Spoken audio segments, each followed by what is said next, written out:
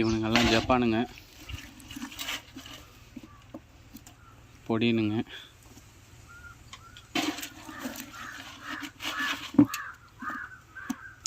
இது எல்லாமே ஜப்பான் தான்.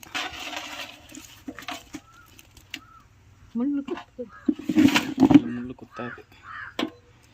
இதுவே கிட்டத்தட்ட 2 கிலோக்கு இருக்கும். அடுத்து நம்ம குறவைங்களை பார்ப்போம். 1 2 3 4 5 6 7 8 9 10 11 12 குறவை மாட்டியிருக்கு. சைஸ் வாரியாக பிரித்து வச்சுருக்கேன்.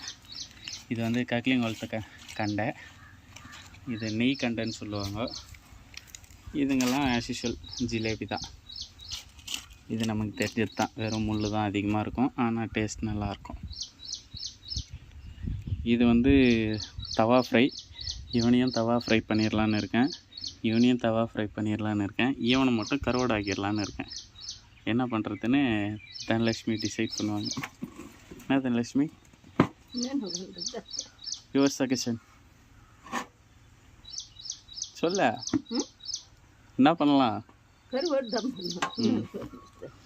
ஏன்னா ஆல்ரெடி கொஞ்சோண்டு பண்ணி வச்சுருக்கோம், அதனால் கருவாடாகவே பண்ணிடுறோம். ஓகே, டாடா பாய்.